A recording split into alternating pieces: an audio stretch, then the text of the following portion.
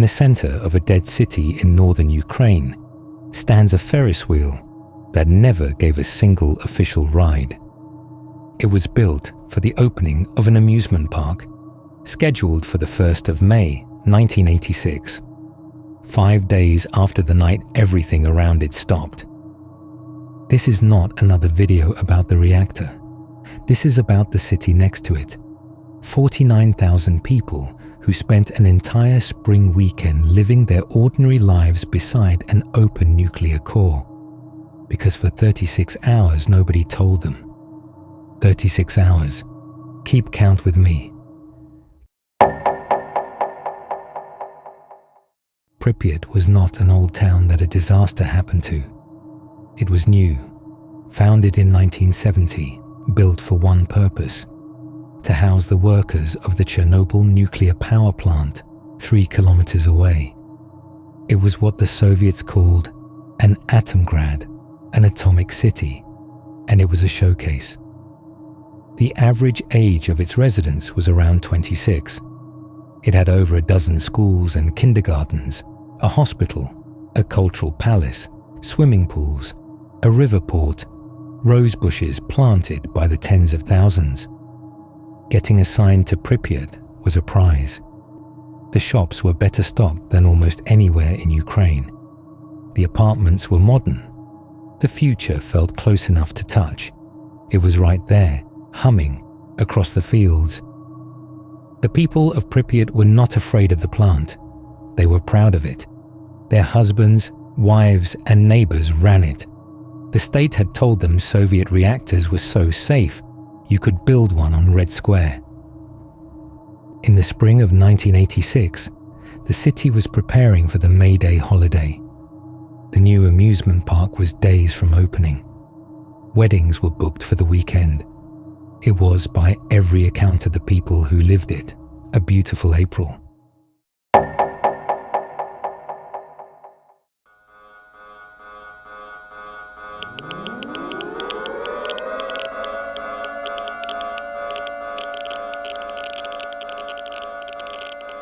The irony that opens this story is almost too clean. The explosion happened during a safety test. In the early hours of Saturday, April 26th, the crew of Reactor 4 was running a long-delayed experiment on backup power. The test put the reactor into a state its own designers knew was dangerous, but the danger had been written into classified reports, not into the operator's manuals. The men at the controls that night were working a machine with a flaw they had never been told existed. At 1:23 a.m., an emergency shutdown was triggered. Because of the design flaw, the shutdown did the opposite of shutting down. Power surged to roughly 100 times normal. 2 explosions tore the 1,000-ton lid off the reactor and threw the core open to the sky. In Pripyat, 3 kilometers away, people heard the thump. Windows rattled. A few residents got up, looked out at a strange glow on the horizon, and went back to bed. There was always something going on at the plant. The city's firefighters were dispatched within minutes, told they were attending a roof fire. Nobody told them the core was open, because the men in charge were still telling themselves it wasn't. The firefighters stood on rooftops beside fragments of the reactor itself, kicking at chunks of graphite, and began, within the hour, to feel a strange metallic taste in their mouths, and then to vomit. By morning, the first of them were being carried away. The fire chief's crews had contained the roof fires by dawn, and that was the last thing about this weekend that went the way anyone said it did. Now watch what a city does when nobody tells it anything. Saturday, April 26th, was warm and clear. Pripyat woke up and went about its weekend. 16 weddings were held that day. Children played football in the courtyards. Old men fished in the plant's cooling pond. Families dug their gardens, hung laundry, sunbathed on the town beach. The markets opened. Fresh bread, fresh vegetables, all of it outdoors, all of it dusted with fallout nobody could see. Some people noticed things, a metallic tang in the air, a tingling on the skin. The air near the plant seemed to shimmer, and at night the ruined reactor glowed, a column of light some residents found beautiful. Onlookers gathered on a railway bridge at the edge of town to watch it.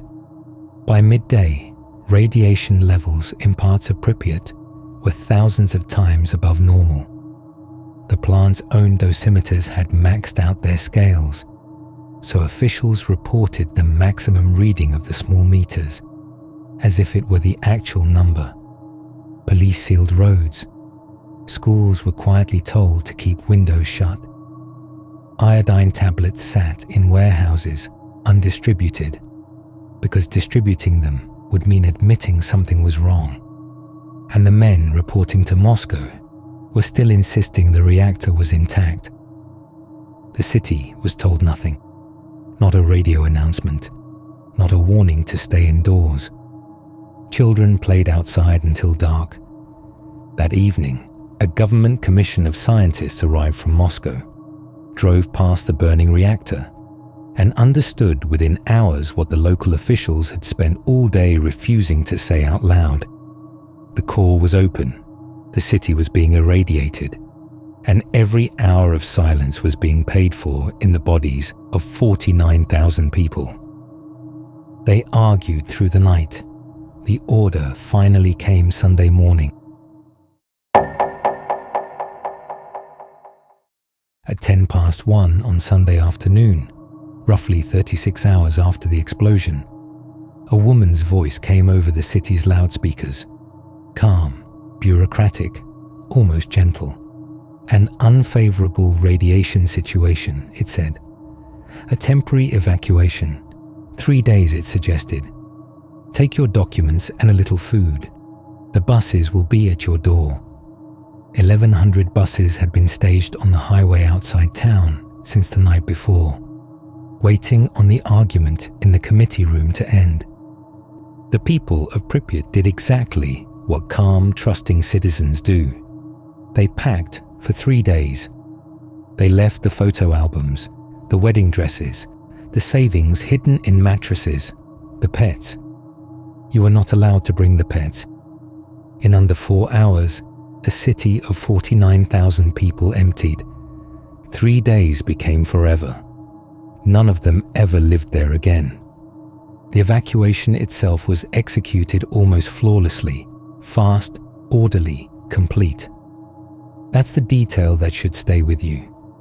The Soviet state was capable of protecting these people. It had the buses fueled and waiting while children played in the fallout. The machine worked. The machine simply waited 36 hours for permission to care.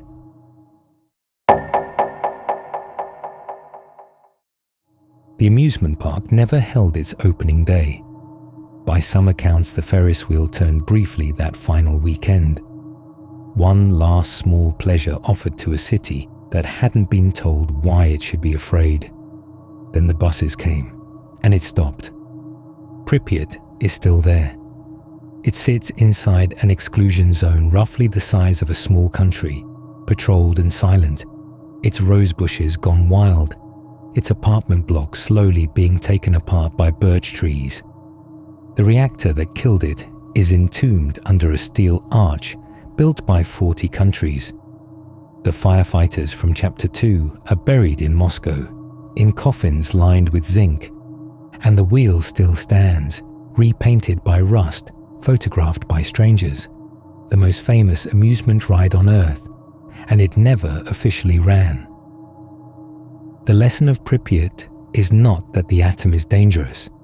It's quieter and worse than that. A government that had everything it needed to protect its people. The data, the doctors, the 1,100 buses idling on the highway, and spent a beautiful spring weekend protecting its story instead. 36 hours. That's what the truth cost them. As we step out of the shadows for today, I want to thank you for your time. There are many more grim truths hidden in the past, waiting to be told. To ensure you're here for the next one, please subscribe. If you are ready to explore another dark chapter right now, you can click the video on your screen. Stay curious,